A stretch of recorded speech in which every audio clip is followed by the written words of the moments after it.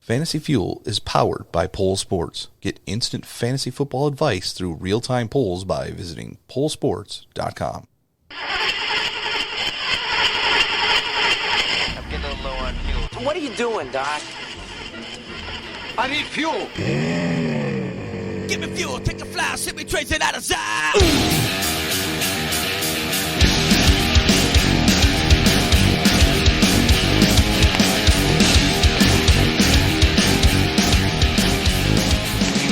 Now, here are your hosts, John Eddie Jr. and Tom Tuttle. Welcome back to week 9, man. We're almost halfway over. It's kind of sad. It's crazy. Yeah, and fantasy football season is more than halfway over. Yes, the playoffs are upon us. They're very, very close. If you need some wins, you're going to need some help. Mm-hmm. We'll talk about that in a little bit because I need help. Byemaggedon is upon us. Yes, it's terrible. This week we have 6 teams on bye, and there's some good players out there. But again, we'll get to that in just a little minute. But first, we have to talk about the best game of the week. Don't even start with What? it. Ryan Fitzpatrick got the win. Golly. You're not happy about Ryan Fitzpatrick getting the win? 5 years ago. Oh, I'm sorry. I'm a little behind the times. Oh, man, that was terrible. Such a terrible display. Everything about the Jets right now is terrible. And you know what? That's fine. I don't mind losing. I just don't like watching it. I can't do it anymore. Can't do it. I don't even remember if it was in the first part of the game or the end part of the game, but you said there was a couple of penalties going on. You're like, just let them play. Yeah, I mean, they're both terrible teams. Why are you calling penalties? I mean, that's just stupid, especially when they're dumb penalties. Like I sent you the one where Fitzpatrick slid, and the guy, I don't remember who it was running in that general direction, tries to lay up, and he just falls because there's nothing else he can do. And there's nowhere else to go. Not roughing the passer. Unnecessary roughness on that. It's unbelievable. They called it said in the post that I saw, helmet to helmet on Deshaun Watson. Mm-hmm. And I saw it. There was no helmet to helmet. There was a hand to his helmet, and even that was just so... I saw that. That was terrible. I could not believe that. Such bad... it almost makes football... It's not good for our brand to say this. No. But it almost makes football not watchable. I just can't stand the penalties. You know, I used to get mad when there was a holding penalty on a 20-yard touchdown run by the running back. And I was like, yeah, there we go. There's a flag on the play.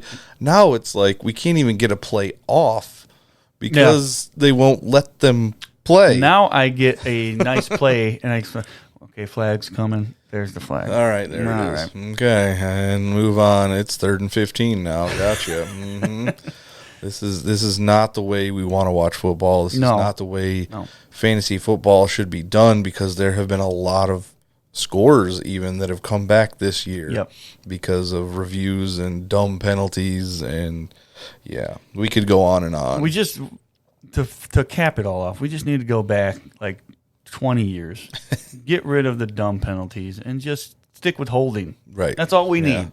They showed, I think it was from 1977, like a CBS football intro.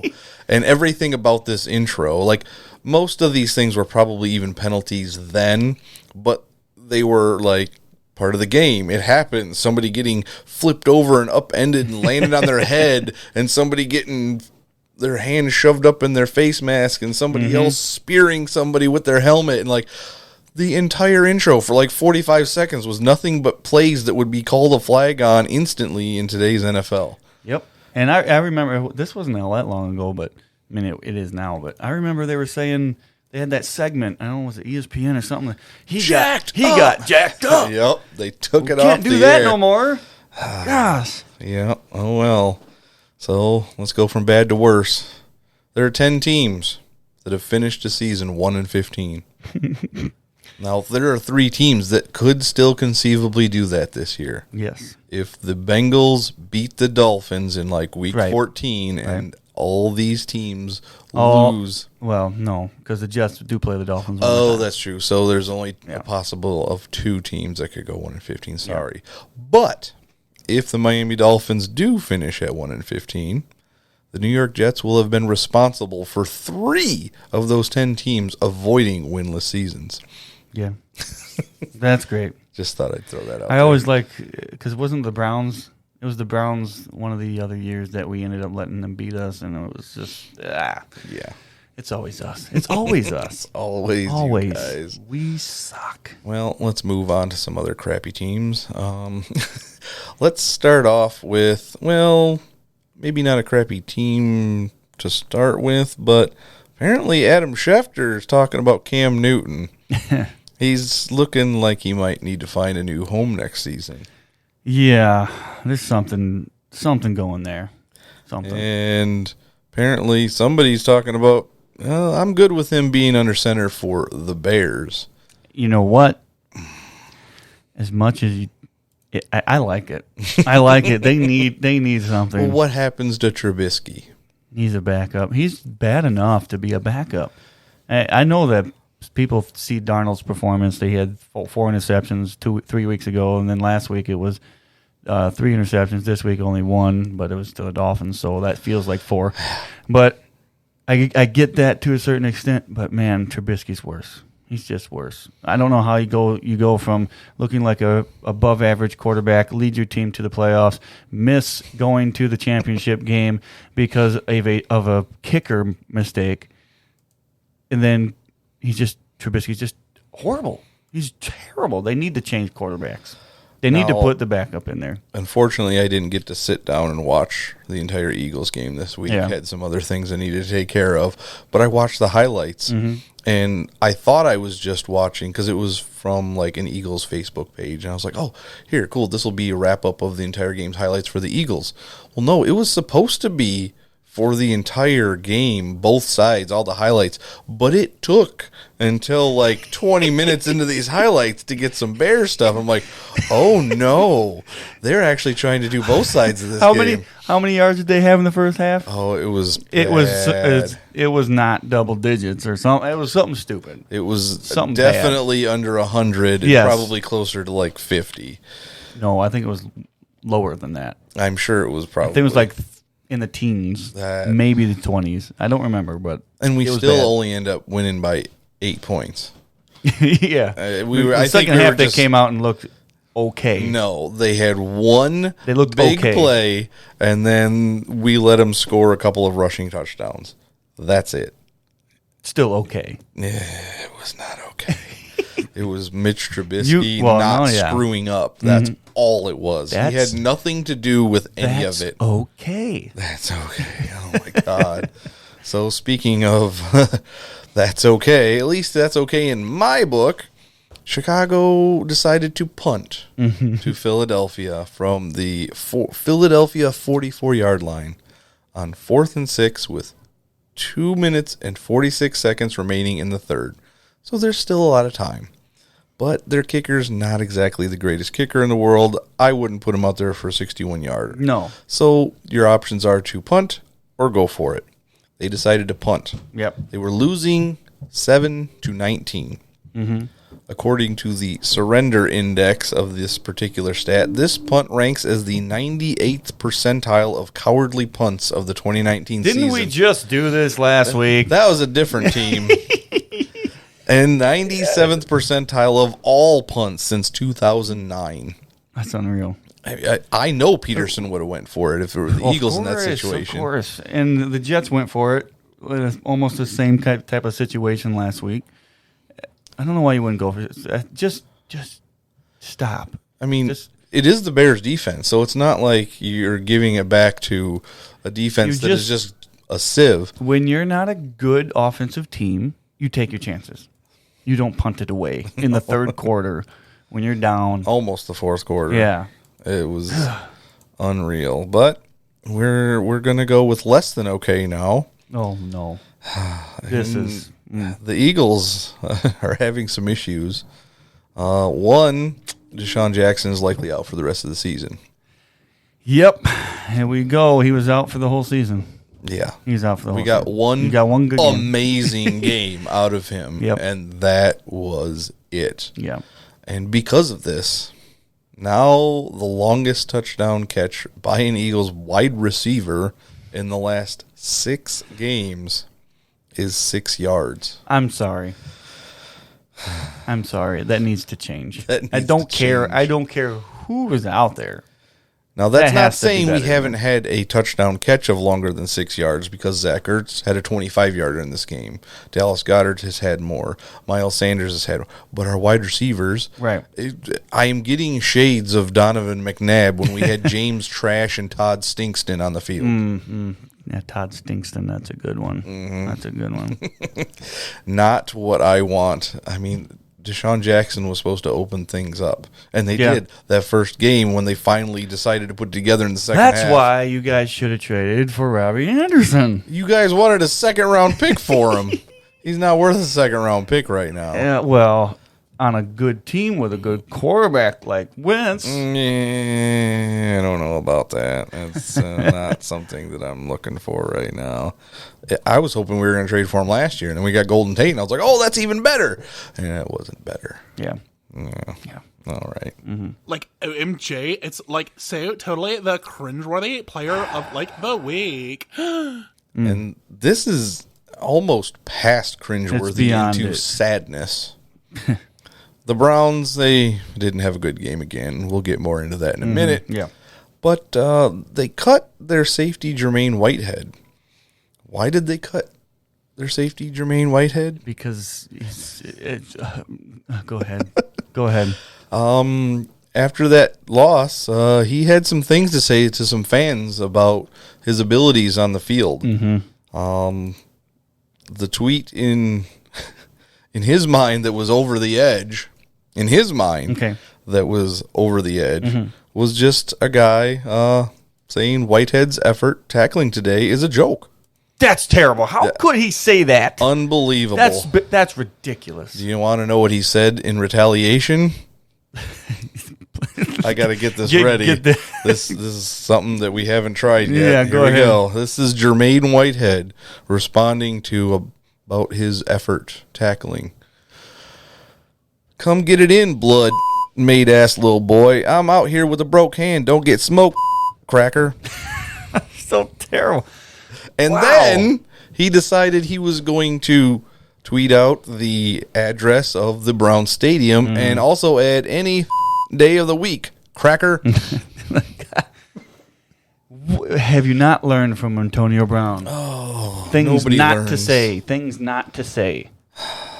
And then even worse, okay, you get suspended on Twitter and you get cut. I don't know in what order these things were, but he took his talk back to the fans straight to Instagram DMs. Yep. Like, what?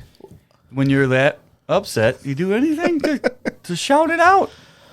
And shout it out he did. Oh, yes. Cracker. Sorry. I had to Why throw that would in you there. tell me? Oh, that is just bad on top of bad because, again, we're talking about the Browns and how bad are the Browns? Well, I have to actually agree with Shannon Sharp on something. Sometimes he just rubs me the wrong way. He's too loud. He's too something. But he is dead on right here. Baker Mayfield's got to take the lion's share, he says. He's the QB. He keeps telling people, if you don't like the way I am, you've got to deal with it. Well, this is you, 2-6. Yep. I don't want to deal with that as a Browns fan, especially when I was expecting 6-2, not 2-6. Yeah, a lot of people were expecting maybe 4-3, 5-2, somewhere in there. I mean, they've upgraded their entire team. They haven't gotten seen all of it yet with Hunt. Now we're going to finally see that, but I'm sure it's not going to help. But it does help them because I don't know if we got this on the list, but aren't they favored to win their next game? Yeah, the Bills are coming to town. And the Bills are not favored to win against the Browns? The Bills are 6-2. The Browns are 2-6. Buffalo is 3-0 on the road. Yeah, Cleveland 0-3 at home. They got to be favored then. The Browns are 3-point favorites at that's this moment. Makes no sense. I don't understand That makes who zero. makes these. Vegas got this wrong. They got this wrong. I'm telling you right now, and I don't tell me, I put $1,000 and lost it because of you. No, I'm not telling you. But if I had the money, which I don't because I don't have any money, but if I had the money, I would put it all on the Bills. Man, that's insane. I know the Bills aren't, some powerhouse. No, they got a good defense, and they've been winning games. Their defense has been letting the running backs get a little bit of the best of them lately. So Nick Chubb could be in for a good game. He can have a good game, but the rest of the team's not going to. They shouldn't be underdogs. The Bills should not be underdogs. No. I know anything can happen, but yeah, the Bills should not be underdogs. Yeah, it's not even close. It's a joke. So, I mean, just to recap what the Browns are, they have a number 1 overall pick at quarterback, 2 all-pro wide receivers. I mean, Odell Beckham was a superstar. Yeah, it should with be. Eli Manning at quarterback. Yeah. Eli Manning, superstar. And that's Jarvis Landry, who was a catch machine in Miami. Yep. And he was even a catch machine with Tyrod Taylor at quarterback. Mm-hmm. One of the league's best young pass rushers and a handful of quality veterans. And, yeah, they lost to the Broncos. I can tell you one thing. This is not a wide receiver problem. No. This is one of two things. A quarterback problem or a coaching problem. A scheme problem? That's kind of the coaching problem, I guess, aspect of it. I'm saying coaching problem. I don't think Baker Mayfield's a bad quarterback. No. I think he's bad when he has a bad system. And I think this system's just not working. They as bad as it sounds, they need to fire their coach. They lost again. They lost to a 4-year preseason backup quarterback in Brandon Allen. Yeah. Brandon Allen looked like he was supposed to be out there. Mm-hmm. That's ridiculous. The key was his hands were big enough. He had the stretcher out, the massager to make it a little looser and get it all around that ball. I honestly hope he takes off and becomes one of the best quarterbacks of all time.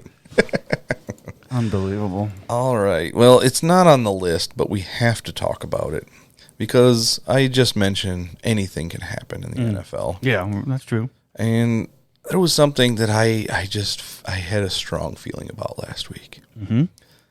And it's not like I had a lot to back it up with, but Green Bay was going out west. Oh, yes. And yes. There's daylight savings time. Mm-hmm. Devontae Adams coming back from injury, maybe a little rusty. Who knows? Sir. I don't know.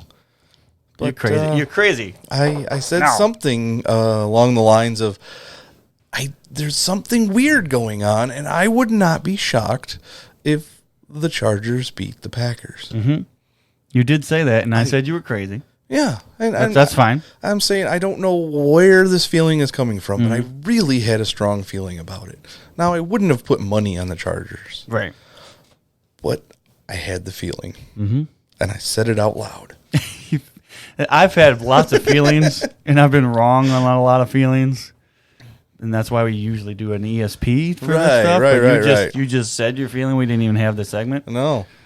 So and I got a little flack from saying it last week. You did. You did. Mm-hmm. And I just want to say I know I didn't base it with any stats, but I was right. You were right. And I, honestly, when I saw the first half score, I think it was like 9 to nothing, something like that. I was thinking, how do the Packers not have any points? Right.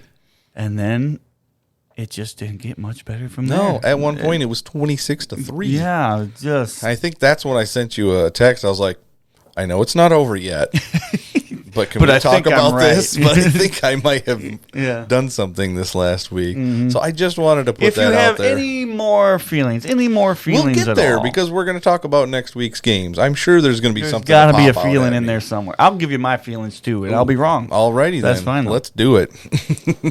Let's move on to some crap, to some actual decent football play. And thank you, because I needed both of these guys in multiple leagues to do well.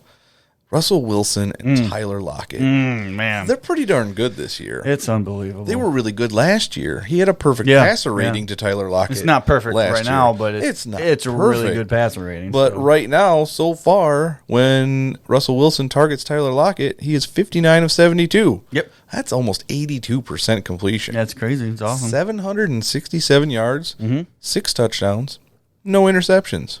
Not quite a 153 point or 158.3, but a 138.8 is all right too. Yeah, and I'm gonna say this, and it's hard to say this because I think Christian McCaffrey still is the MVP of the season of the year. He won't. But be. Russell Wilson will be the MVP if he continues doing this. If he continues doing this, Russell Wilson has to be. Yeah. I mean, if the Seahawks make the playoffs and make any kind of a run, that's the biggest thing. The Panthers aren't going to be good enough overall to win enough games to either make the playoffs or be successful in the playoffs, even if they got there. Right. Christian McCaffrey carries that team, but Russell Wilson manages the Seahawks. And that's what is more important.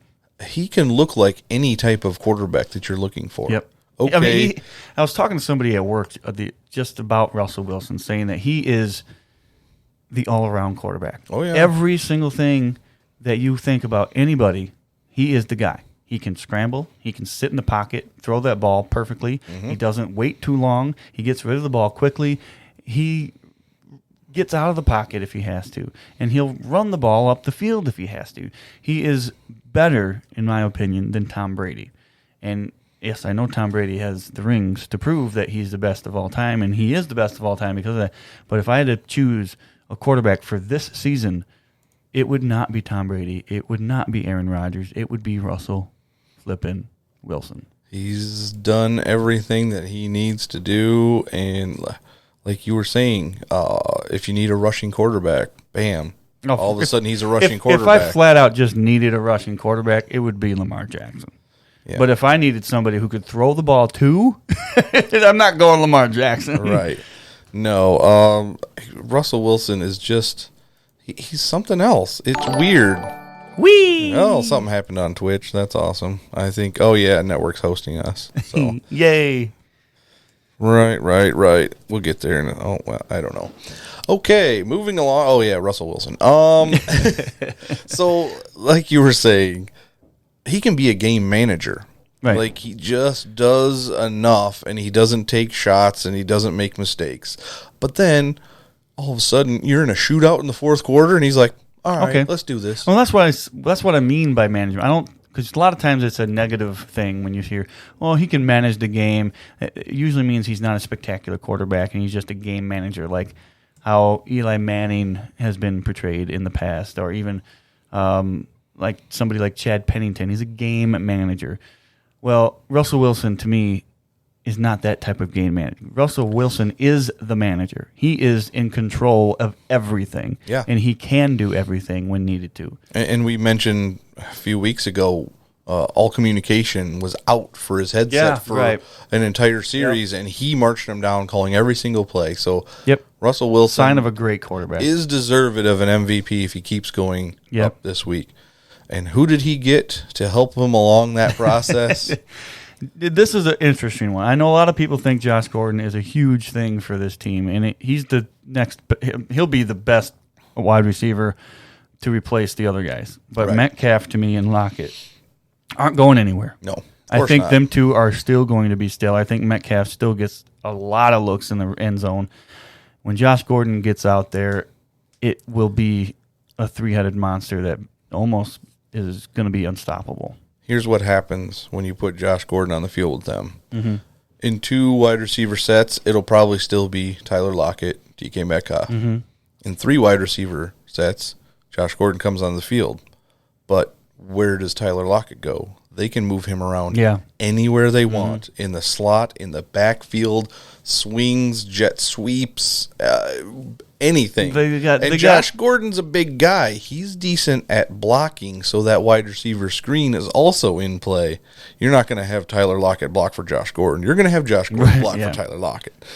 So, it opens up a lot of things for this team, and I think they're just going to be more successful because of it. Yep, I have good feelings for the Seahawks going forward, but I'm sure we'll get to that when we talk about next week's games. Mm-hmm.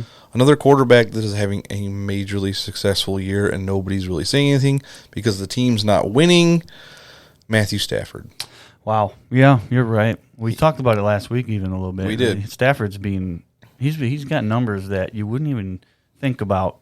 It's crazy. He is on pace for just under 5,000 passing yards, 38 touchdowns and only 10 interceptions, and a 106 passer rating. The team only has 3 wins. Yeah. I mean, I don't understand. I know carry on going down was a little bit of a blow, but it's not like he was, playing out lights out up until that And I know point. it's weird to say because you think of the Packers and the Vikings as the front runners in that division, but because they both lost, it keeps them hanging around. They're still there. Like they could still do it if they get on a little bit of a run. I don't foresee that happening, but you never know. No. I mean, there's plenty of time left in the NFL season, just not plenty of time left in the fantasy season. It's fun to watch the Lions. Like a lot of teams, they dump it off a lot.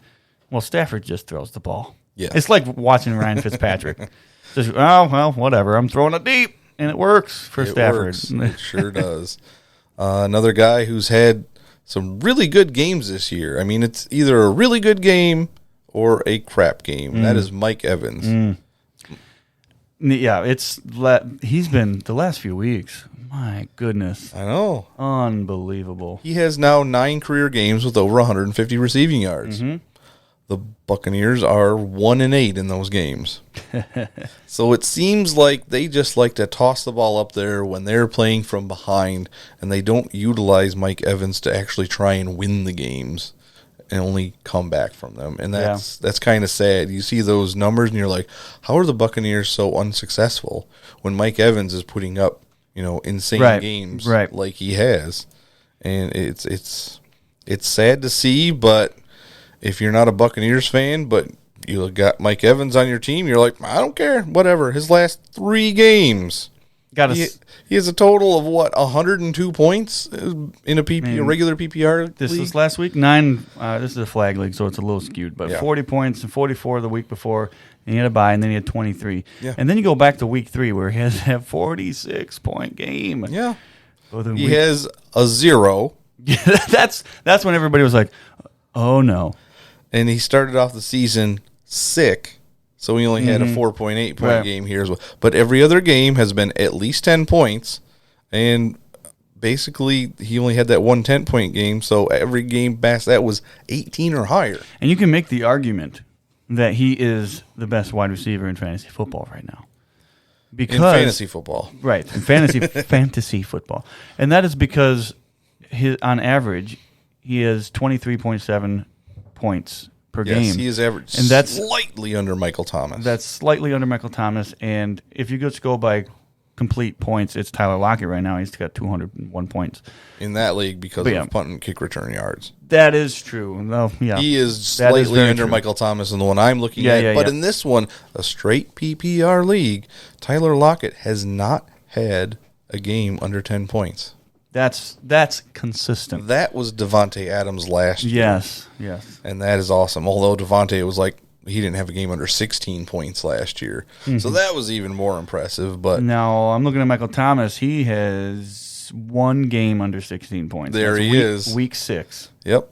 And that was 15.7. So that's pretty darn close to 16 points. Yeah. He's doing what Devontae Adams did last year, although I don't know if he has as many touchdowns as Devontae Adams did. Yeah, probably not. Because right now, Michael Thomas only has 4 touchdowns, and 2 of those were in the same game. So he's getting you points every single week. He's just not giving you that. He had 1 amazing week. Everything else has just been, 16, 20. Just take it. Whatever. Go with it. Now I have, this should be another cringeworthy one. It's just bad because I forgot who he was almost until I saw this. Marquise Lee. He had that one awesome year. Yeah, and you thought, okay. Maybe he's finally on track. Right. And then he got that 4-year, $38 million contract in March of 2018. It's a lot of money. There you go, putting your faith in your guy. since signing that contract, He must have went off. he's caught 3 balls for 18 yards. Wow, 3? 3. That's a lot. That is almost Wow. $13 million a catch. It's a lot of money per catch. A lot of money per catch.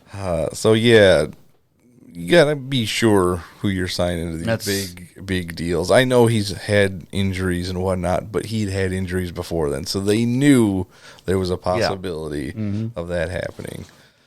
Well, let us move along to Week 10. We'll probably talk about some other great performances in Week 9, but Week 10, we have 6 teams on bye. And it's killing me. It is killing you. Killing me. I have to win this game. Those 6 teams, the Broncos, okay, we're missing Philip Lindsay, Cortland Sutton in deep leagues. I'm sure somebody's had to pick up Brandon Allen, and that was an okay play this last week. Other than that, Noah Fant finally showed up for me. Right. Now that a backup quarterback is in there, Noah Fant's like, hey, I'm open, go throw to me. Because Flacco was trying, but his passes to Noah Fant, from what I was able to see, were not in a position to let Fant be successful. Yep. And I think because he's dropped a few balls, Yes. it makes things look a lot worse than what it actually does. is. It does. So we've got the Broncos. Then we've got the Patriots. There's a whole lot of players there that are on bye. Yeah. People still play Tom Brady. Yeah, that's acceptable. James White. Yeah. Sony Michel. Philip Dorsett. Julian Edelman. Yeah, obviously. Mohamed Sanu, who played every single snap of that game last night. 10 catches and a touchdown. Bang. Ben Watson, he was getting a few. I'm sure some people have, because I'll talk about it a little bit too. Tight ends still suck. Yep. I don't know what to do about tight ends this year. You just... I don't know what you do. You just If say you don't have whatever. Austin Hooper or a couple guys, it's like, If you don't have one of the top 5 guys, you might as well just not have any. Yeah. That's how it feels anyway. And speaking of tight ends, Zach Ertz finally had a good week, and he goes on bye this coming week. Philadelphia is also on bye, so no Carson Wentz. Yep. No Miles Sanders. Yep. No Jordan Howard. Yep. No Alshon Jeffrey. No Nelson Aguilar. No. There's no Deshaun Jackson either No, way, he so- was gone anyway. That's not going to... No Zach Ertz and no Dallas Goedert, who has been fairly consistent in an inconsistent tight end world. Oh, yeah. So that's a lot of guys right there. Washington's on by. Well, AP had a good week. That's something. Yep. Terry McLaurin was doing well, but Dwayne Haskins is his quarterback. Chris Thompson, I don't even know if he's going to be on the field all the time. Wendell Smallwood, I had to play a couple of times because it was unbelievable. Yeah. Jacksonville's on by. So no Chark. Minshew, no DJ Chark, no Chris Conley for those in deeper leagues, no D.D. Westbrook, he's been injured, Right. no Leonard Fournette. And that's a big one. That's a That's big one. loss right there. So we are running back hunting this week, and that's going to be a difficult thing to do. Yep. And the last team on bye are the Houston Texans. This is a pretty sizable amount of here, too, because you got Watson, you got Hopkins. Mm-hmm. Them are huge. And right Carlos Hyde has been very consistent. Been serviceable, very, very serviceable. And in a weak running back week, you're missing Duke Johnson, too. Yeah, that's Just true. another guy Actually, that you can't put out on the field. In PPR leagues, I think Duke may be outperforming Carlos Hyde. I don't have the numbers in front of me to say that, but I think it's close. I think they've been about even back and forth here and there. So there are your bye weeks, and all of the guys missing. There are plenty. I know I'm going to be missing quite a few guys, with Philadelphia and Houston. I've got those guys in quite a few leagues. So but let me just before we get to the games this week, let's see who Tom is missing in one league. This is the big league. So I've started all of these players. I'm going to say I've started all this last week, and basically every single week. Carlos Hyde, he's on bye. That's a killer because Philip Lindsay is on bye, and also James White is on bye. That's my 3 starting running backs, and of course I do have Kenyon Drake. That's the only running back I'm going to be starting, which luckily doesn't require we only have to running have backs. one. Yep. And then I've got Julian Edelman for my wide receivers. Luckily, that's it for wide receivers. But I got lucky with Emmanuel Sanders. He got traded. Yes, you did. Now he he's can not on play. bye. It's not a big deal. And then you scroll down more, and it's a defensive league. I got guys on defense, too, that are week 10. But this is going to be hard to fill the gaps for this week. That's when we're saying it's a terrible week for buys, it really is. Because if you got Carlos Hyde, Phillip Lindsay, James White, and Julian Edelman on the same team, you're in a real pickle. And I'm going to have to bring up somebody from the taxi squad. Yes, you are. Named Hunter Renfrow. Most likely I will be doing that to put him in, give him a nice little spot start, maybe starting for me the rest of the year. He might be. It looks like they're going to start including him in the offense more than just a couple passes here and there. And I believe you also have a couple of guys that will get some punt and kick return yards, That which is in true. this league, in the deep league that it is, you can pick up somebody who that's all they do. I picked them up specifically for this week. Exactly. I really did. Yep. So you can see how bad a bye week is. And we have 3 weeks left in this league? Because it's a 32-team league, and we have to start the playoffs a week early. So there's only 3 games left in this, and you need a lot of wins. I need to basically win the rest. And that's going to be difficult because I'm playing against 2 really, really good teams in my division. And you don't have a good chance of winning the division. In my case, No. I still have a shot at the division or a wild card. For me on to how win the everything works. division would be the luckiest thing on the face of the earth, because the division winner would have to lose the rest of his games, and if he loses the rest of his game, I don't know, his team would have to fall apart. It would just have to fall be- apart. Yep, it would have to be an Armageddon Yeah. for his entire team. So let's talk about next week's games. Maybe we can find a couple of spot start guys that might actually be worth it. And we'll start with a Thursday game. Chargers at Oakland. We were just talking about Hunter Renfrow, and we were just talking about the Chargers beating the Packers. But there's not a whole lot of extra guys here. Maybe Jalen Richard this week. I know he had a few catches in the previous week, so there's one guy that you might be able to pick up if you have a lot of running backs on bye. And because of the horrible bye weeks, maybe if it wasn't a bye week and you had all of your players, you might be considering to say, well, Keenan Allen's not really been producing. So maybe I just consider putting somebody else in there. But because of the bye weeks, you have to play him. And you're probably going to play him either way because you're just thinking, he's got to break out of this at some point. You would think. But at one point, Keenan Allen was like the number one guy in fantasy, a wide receiver. Mm-hmm. And I'm looking at his stats now, and since week 3, he's had 9, 5, 7, 10, 12, 7. Yep. That guy you had to take in the second round to get. Yep. And he is not even close to producing at a second round. I mean, he's still technically a wide receiver 1, but that's only because he had 80-some points in the first 3 games. That's true. So, Thursday night game, those are always, usually kind of ugly. Yes. We're hoping for something there. PPR league, Jalen Richard might be an option for you. I'm going Melvin Gordon, too. Melvin Gordon, if you've got him. I think he's starting to look back to where he was. He's at least getting the goal line looks and not fumbling every time he gets down there. That's true. That's true. So we can move on. Detroit at Chicago. Stafford's a good option. Stafford. Galladay is a great option. I like Amendola, too. I mean, it's kind of crazy you're thinking Amendola. At the beginning of the year, you were not thinking he was going to be a big part of this offense. No, Amendola has been okay and decent bye-week fill-in. Yes, absolutely. For the most part. Chicago, or is there anybody on that team that you're willing to pick up for a bye week? I mean, I don't even want to play Tariq Cohen anymore. No. And we talked about that before the season started, and I still fell into the trap in a couple of leagues I need a running back. Yeah. And it's a PPR league, so I can be okay with Tariq Cohen as my running back too, and you can't. Nope, can't do it. You can't I would do it. consider Allen Robinson still. Well, he's a normal starter anyway. Right, but the problem is his last week was terrible. Well, I mean, it was just terrible. and you're thinking Trubisky is terrible.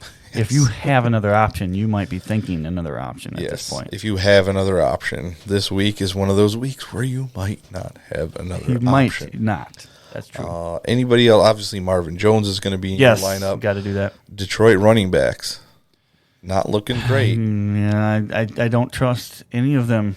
Not really. And if you have to, you have to, because sometimes you have to, week 10. But if you don't have to, don't do it. I wish I could say that you could stick in Mike Davis, but I think that ship has sailed. No, that's gone. I feel so bad for him because they brought him in as basically a 1-2 punch and then drafted another guy, and they're just like, yeah, go away. Montgomery's not been superb. No. So I don't understand. I mean, he's been okay. He's got his weeks that he's been great. Right. He's got his weeks that he's been not so great. All right, let's move on. This is an interesting one for bye week fill-ins. It's Baltimore at Cincinnati.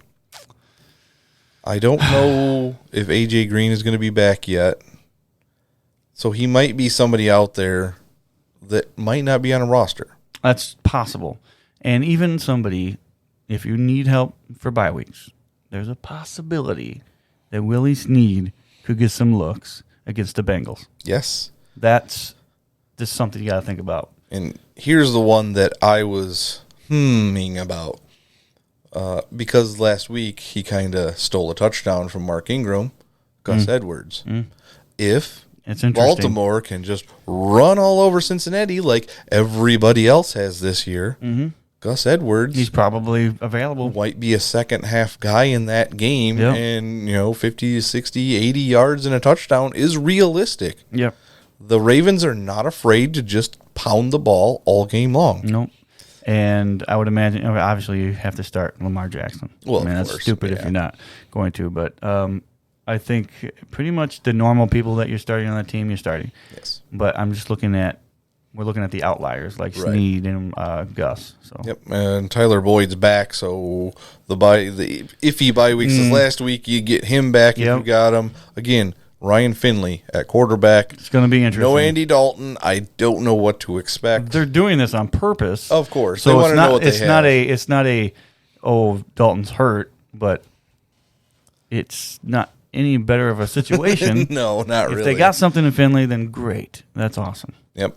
Here's one we talked about before the show started. Kansas City at Tennessee. Because even in leagues where we don't need to worry about quarterbacks and bye weeks this week, because there weren't a whole lot of quarterbacks in these bye weeks that are killing you, but Ryan Tannehill has been pretty decent. He's been really good, actually. He's been scoring over 25 points in each one of his starts. And I'm in a situation. I got to think about Ryan Tannehill or Josh Allen. And that's because you traded Lamar Jackson. I traded Lamar Jackson. But you did get a decent haul in return. I got guys that for the future. I got Mark Andrews for the future. Hopefully that pans out. I'm starting to doubt it a little bit. And then I got some other guys as well. I mean, Josh Allen was one of the guys on that too, and I really like Josh Allen. I just gotta hope that he puts it together. Apparently they're gonna lose, so it's probably not a good idea to start. They're underdogs, so. But yeah, this is one of those that it's interesting.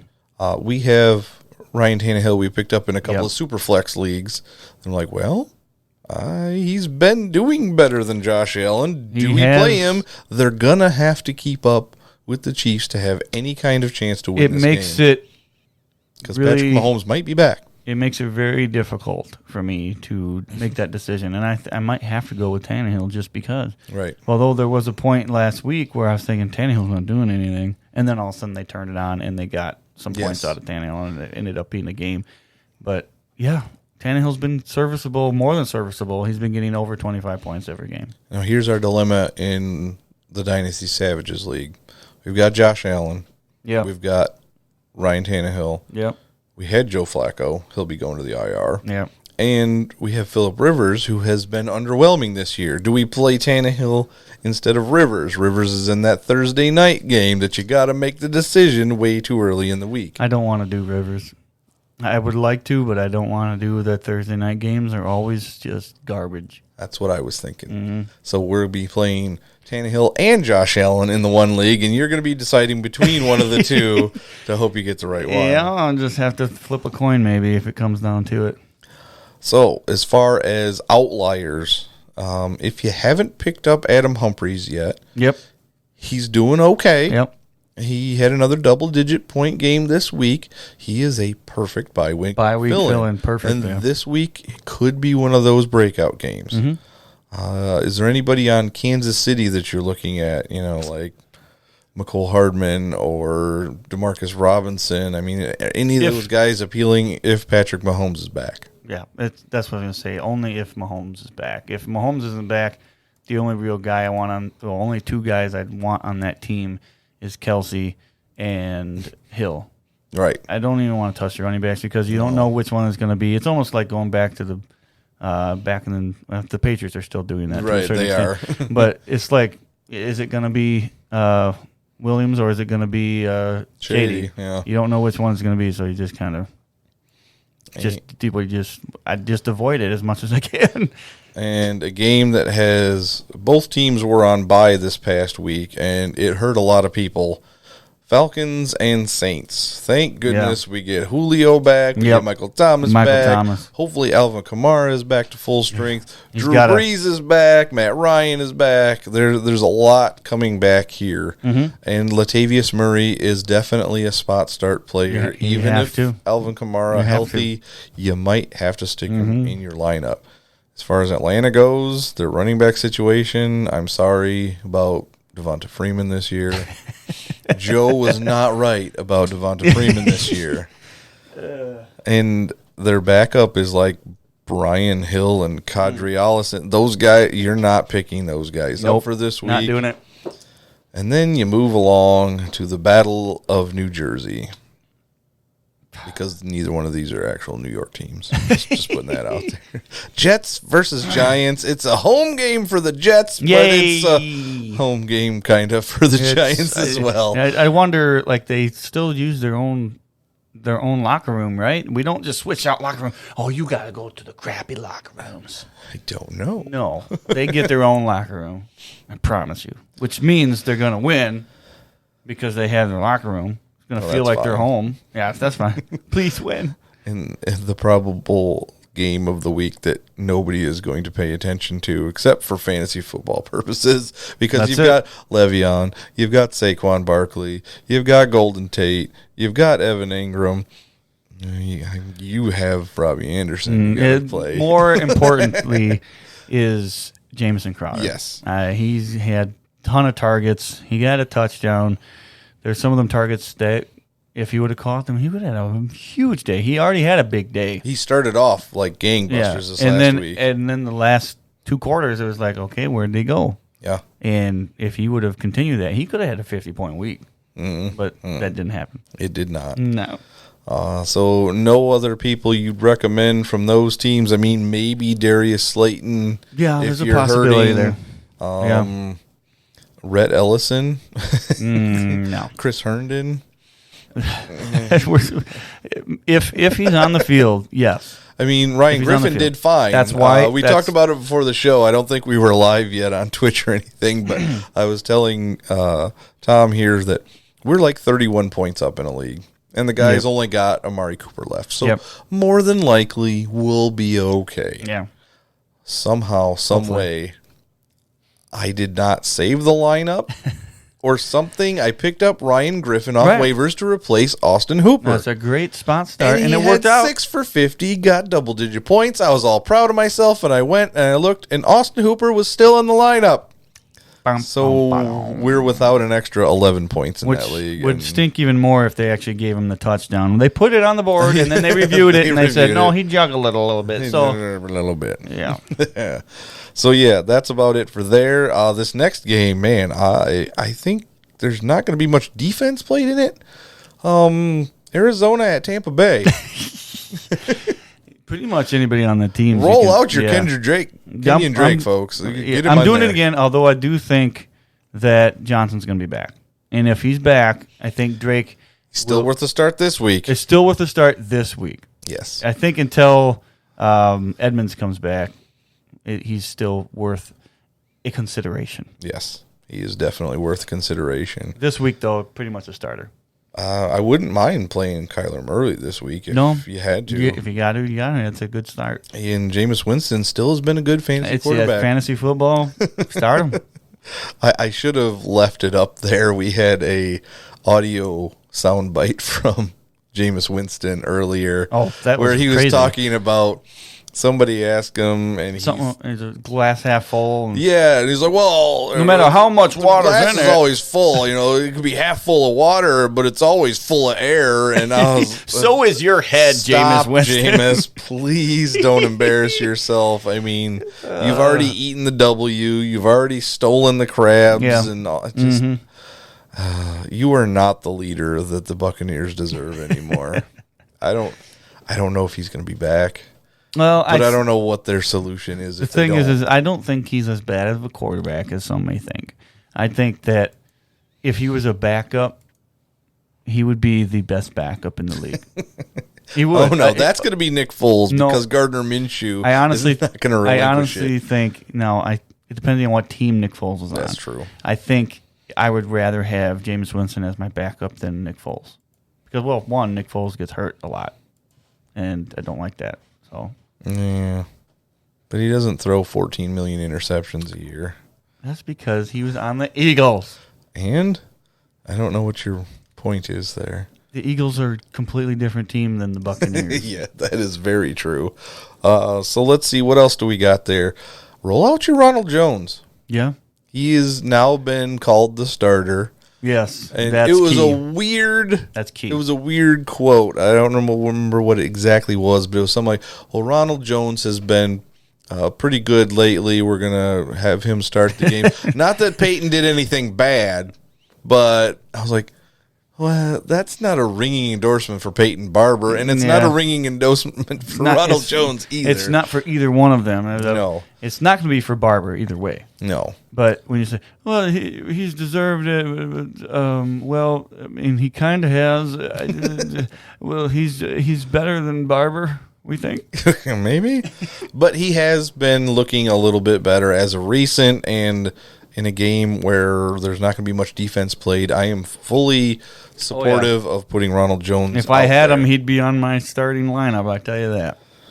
So let's move on. Miami at Indianapolis. Indianapolis could have won that game last week. Adam Vinatieri shanked. The first thing I thought of. Oh, my goodness. Okay, and I know that he shanked it so bad that it doesn't matter. But I don't know if you saw this. The first thing I thought of, because I'm a huge Ace Ventura fan. Oh, of course. Laces out, out. man. That was terrible. Who was holding that ball? I don't know what that was. I couldn't believe it when I saw the replay. He didn't even try to get it out of the way. No. You don't kick the laces? I don't know. No, there's no way. There's no way that ball was shanked that badly because of the laces. You wouldn't think so. It would no. I've never seen him kick a ball that bad. Adam Vinatieri kick a ball that poorly? The very beginning of this year, he had a couple of bad ones, but not that bad. That was bad. Didn't he just have a game winner 2 weeks ago? I believe he did, yeah. So interesting. Weird. And they also didn't win because they didn't have their starting quarterback. And I know that Hoyer has done it in the past, but he is not a starter. He's not. He's not a starter. Brian Hoyer is not the answer. I tell you what I did. I was watching Red Zone, and then I heard that Brissett got hurt. And I was like, whoop, going to the flag league right now, picking up Andrew Luck. You never know. That's Just very wanted true. to make sure. I saw you pick him up. I was like, oh, yeah, I forgot that they dropped him, due to retirement and finally got their salary back for him. Not that it was a lot of salary, but yeah. So Miami at Indianapolis, and Indianapolis was a little underwhelming this week. They had a chance to win the game. Brian Hoyer did his thing. Yeah. But looks like Paris Campbell is hurt. Eric Ebron, I don't know. Doesn't Hilton have something going on too? Hilton's hurt somehow too. Marlon Mack was just unimpressive. I haven't heard anything out of Nyheim Hines this year. He had a few good games last year, in PPR leagues for running backs. I don't even know if I can endorse him this week. And yet they're still hanging around in football games because I believe Brissett's better than what people give him credit he's for. Definitely better than what people are saying this year. I don't know, they already ruled him out for this week. I don't even know what the injury was exactly. I don't know that they've officially said what it was yet. Okay. Well, either way, if he plays, they have a good chance. Yeah, of if course. he doesn't, I don't like Brian Hoyer at all, so I don't think it's going to work out. And on the other side of the ball, Preston Williams done for the year. Man, he couldn't even have been done for the year like last week, because then I wouldn't have had him score 20-some points on me, and I maybe wouldn't have lost this last week. Ryan Fitzpatrick was making Preston Williams way better than he probably was. I'm telling you this. I said that Parker was going to have a great day, and he had a pretty decent day anyway. But I said he was going to have a great day because I was expecting him to be on our backup cornerback. Right. Well, it was Preston Williams most of the game. Oh, that's why. That's why he had a great game. If only you knew that before I don't know the how game started. Yep. But then you've got Mark Walton, 4-game suspension for PEDs. So that leaves them with Kalen Ballage and who? It's just Kalen Ballage. That guy is so untalented. But I almost could start him this week because I have nothing else. Nothing else. But I probably don't want to do that. What's his ceiling? 10 points is his ceiling, right? That's his ceiling. In a game like this, I could see his ceiling be 12 to 15 points if he gets a touchdown. But then, obviously, his floor is like 0. Right. So it can't be 0. If he's the guy running the ball every time. It could be negative if he just gets one carry and fumbles. That could be true. I want to see what Ballage's stats are. Oh, well, that might be easier for me. I've got it right here. He's got 28 points on the year. Mm-hmm. He has a 2, a 3, a 3, a 0.7, 2 6.7s in a row, a 2.9, and a 1.9 since getting rid of Kenyon Drake. Mm-hmm. And that's it. But now he's the 7 starter. carries last week. Now he's the starter. Yeah. 4 catches for 40 yards on the year. He does have 2 touchdowns. So, I mean, there it is. Yeah. There's your... That's it. That's the only thing. He can punch it in. They get close to the goal line. Who are they playing again? The Colts. That's right. So, it is what it is. It's like a middle-of-the-road defense. Right. So, all right. This could be a very, very good game, and I would like to watch this game in its entirety. Spill it. Panthers at Packers. Oh, wow. I mean, Packers got to have an answer. They have to have an answer for Christian McCaffrey because if they don't, they will not win this game. No, they will not. They will not win this game if Christian McCaffrey can run the ball over them. Kyle Allen has only made mistakes against the 49ers. That's true. Everybody has made mistakes against the 49ers this year. That's why they're the only undefeated team left. Yeah, that's true. And Carolina's not that bad without Cam Newton. DJ Moore is a solid wide receiver 1. He just hasn't been scoring touchdowns. The Packers defense has not been what it was the first 3 weeks of the season. No. And so their run defense, not good. And their pass defense is getting worse and worse every single week, it seems like. But I mean, obviously the Packers have just as much a chance as they ever have because Aaron Rodgers can do anything. The guy's fantastic, great quarterback. But I think Christian McCaffrey is a better running back than Aaron Rodgers is a quarterback. At this point, I'm sorry, that's just that's the truth. I don't care. You can't argue it to me. No. And I'm looking at DJ Moore stats right now.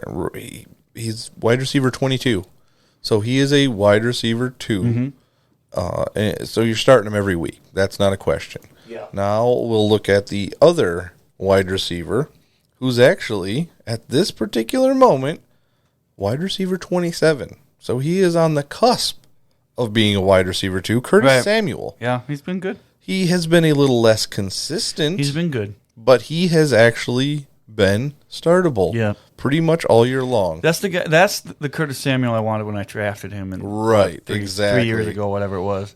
And then I lost hope and lost Yes, faith. you And then did. now, of course, I lost hope and faith, and here he is. And here he is. So let's talk about some of the other guys in these games. There is no other running back for the Panthers. Yeah. I don't care what you think. Christian McCaffrey would have to get hurt. Yes, and that be is out. what happens. That's the only way. You're already starting DJ Moore. You're already starting Curtis Samuel. Yep. There's not much left on the Panthers to help you through your bye weeks this week. Nope, that's about it. Green Bay, You got some options. there's some options there. Although after the goose egg out of Scantling this week, it was you're still a very probably good gonna have to start. start. Yep. Jamal Williams. If you Startable. haven't been starting him, he is definitely worth a start during the bye weeks. Oh, 100%. Now, I 100%. didn't need him, and I didn't play him in the one league where I have both Aaron Jones and Jamal Williams this week, but I'll probably be starting him this week. Yeah, is- you will. No Guaranteed. reason not to. Jimmy Graham is actually a tight end 1 right now. Very, very startable. So I was trying to trade him. I was trying to get him from your dad in the flag league, but your dad doesn't look at the trades. Yeah, I know. So I went a different direction. Yeah. But yeah, that's, pretty much anybody on Green Bay except for maybe Alan Lazard or Lazard, however you pronounce his last name. I think it's Lazard. I think it is Lazard. Yeah. He had that one good game, and everybody rushed to pick him up. Like, oh, he's going to be the guy. Well, with Devontae Adams back, he's pretty much obsolete now. He's pretty much, obsolete. 3 more games we need to get through. The Rams at the Steelers. There's a lot of running backs in the Rams that, Gurley's back off a bye week. Hopefully he's going to be okay for us. I could see you spot starting Malcolm Brown. He gets a touchdown here and there. And if you're in a 2 running back league, you might have to put him in. To me, that's fine. I'll concede that to you. I'll allow it. Allowed. Let's see what we've got here between Gurley and Malcolm Brown. Right now, Malcolm Brown is only running back 69. Since week 1, he has done almost nothing. Yeah. But it's not like Gurley has been, lighting the world on fire. No, he either. hasn't. But I think that if he's healthy, he's out there. Right now, Todd Gurley is running back 25. He has 1 missed game. Yeah. And then the bye week this last week. So 100 points in, 7 games? That's not terrible for a normal fantasy player. But a guy that you used to take overall at number 1, it's completely different. different. Bit of a disappointment. But he only has 92 touches on the year at this point. Yeah. They need Maybe they were saving him up for that's possible. The end of the year. You're starting him no matter what. Of course. Anyway, but that would be nice to watch. See a little bit of health at the later part of the season. Now, just got a notification earlier. Brandon Cooks is without a timetable for his return. Okay. So, obviously, Cooper Kupp is your huge, guy. huge. Robert Woods is going to be in your lineup. He's in your lineup. And maybe a guy like Josh Reynolds or Gerald we'll Everett see. will sneak your way. Gerald Everett, I could see that. 100%, actually. That's a good one. And on the other end of that is the Pittsburgh Steelers, and I never know what to expect out of these guys anymore. I almost stay away from all Steelers. It's crazy. Jalen Samuels, what did he do this last week? I don't even pay attention to Steelers. I don't even care anymore. Yeah. It's so crazy. He had 13 catches this last week. Yeah. That's what I'm talking about. He had 8 carries for 10 yards and a fumble, but then he had 13 catches for 73 yards and was well worth your time. Sure, it's well worth it. But, the rest of the team, let's think about Juju. Juju had that great game 2 weeks ago now, and then he got me 4 points this week. I finally stuck him in the lineup after 7-8 weeks, and he goes right back down. And then you've got James Conner. You started him. You have to start him this week. You have to. If he's healthy. Yeah, it is what it is right now. You have to have a running back on a bye week 10. I believe he's healthy. I don't think he's hurt. He didn't play this last week. I'm saying I think he's healthy enough to play this week. I haven't heard anything about his availability. I swear I saw something earlier. But either way, if he's healthy, you're playing him. You have to. Of course. I just don't see anybody else on that team. Did you hear anybody who else. the Steelers did inquire about before the trade deadline? Oh, yes. Le'Veon Yes, Bell. I heard all about I it. just don't understand that. Like, go get out of here. Makes no sense. Wait, you want to come back? Hey, Connor's not doing what we wanted him to do. But we kind of need a better running back. And let's go to the Sunday night game, where there is a couple of guys that could be worth some spot starts here, especially for you. Minnesota at Dallas. Mm-hmm. So Olabisi Johnson is on the table this week. 100% probably starting him. And Alexander Madison. If you have him, he's a good play. He could be a good play. I know it's against the Cowboys, but we don't know what to expect out of the Cowboys. They lose to the Jets, and then they beat a good team, and then they lose to another bad. Yeah. It's so weird.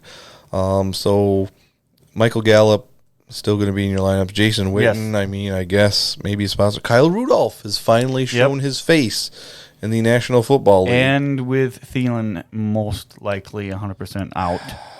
That I hamstring. have to imagine that Rudolph's going to have a good. Yeah. What was that? What was that injury? Hamstring. Hamstring. People, if you haven't gotten the hint, hamstrings are the worst injury in the National Football League. It's not because you can't recover from it quickly. It's because you might not recover from it in the timetable that you should, and you may re-injure it, and it will linger and linger and linger, and you hate it when it comes to fantasy football. Yes. I will say it. That is the last time I will say Okay. it about hamstring. Remember, hamstrings. Hamstrings. So Kyle Rudolph, through the first 5 weeks of the year, had like 8 targets. Mm-hmm. That's just terrible. Then 6, 7, 8, 9, he now has 17 targets in those 4 games. So he's being targeted just over 4 times a game. Not a lot, but enough. And he's catching most of those balls. Yeah, it's startable. So what now what he else is, you got? Yeah, he has 2 touchdowns in those 4 games. So he's finally coming back into relevance. He is a startable tight end. Yes. And I believe the Cowboys are not that great against tight ends. So he could be That's a good start. better It's a play good this spot week. start, no doubt. Randall Cobb, maybe? Oh, As a third boy. wide receiver there, I mean... If you have to, I don't you like have that. to. I don't like it though. Tavon Austin? No, No? Didn't like that one? No, no, Laquan Treadwell. definitely not. My gosh, that guy's a loser. Chad Beebe? I would love it if he You would, was. but yeah, no. that would be great. No, and you're probably firing up Cousins after his Yeah. last, month and a half or so. Obviously playing Dak and Zeke. I don't know. I don't think you can start Tony Pollard unless you have absolutely nothing. You don't want to drop him because if Zeke goes down, he's worth a start every week after that. Yes. So that's about it from that game. And then the Monday night game is going to be a good one. Dum, dum, dum, dum. Seahawks at the 49ers. Oh no, Oh, yeah. that's a good one. That's not good for me this week. If the 49ers can hold Russell Wilson and Tyler Lockett down, I am screwed. Thankfully, I'm playing a really bad team in the flag league this you're lucky. coming week. Yeah. But I have some bye week issues. Maybe I have some injury issues. Maybe you just consider Jameis Winston as your starter this week. I'm going to have to consider it, aren't I? He's playing against Arizona. That's why you have to consider. I can't not play Tyler Lockett. You have to play. No question. No. Now, to say that you're not going to start Russell Wilson is stupid. It seems really dumb. You have to start him. You're going to just put that poll out there. Or on do I Poll play Sports. Kyle Allen against the Packers? I do have options. Fine. Yeah. I had no options early in the Yeah, year. you didn't. I had Cam Newton. I was able to get Kyle Allen. And then they still had the same bye week as Jameis Winston. Mm-hmm. So then what did I do? Oh, that's when I traded for Russell Wilson. And he had a not good week the week I traded for him. And then Yeah. he blew up that last week. So he'll be fine. But I will probably consider Jameis Winston in the upcoming week. Yeah. Hopefully it You won't have matter to. who I play and I can still get the victory whoever I roll out. But it's not necessarily true. I just want to clarify the thing I saw in James Conner It says they will not rule him out. Oh, they for will not week rule 10. him out That yet. is what I saw, and I thought I saw something like likely to be back or something stupid in my head. My brain went weird. All right. Well, that is about going to do it.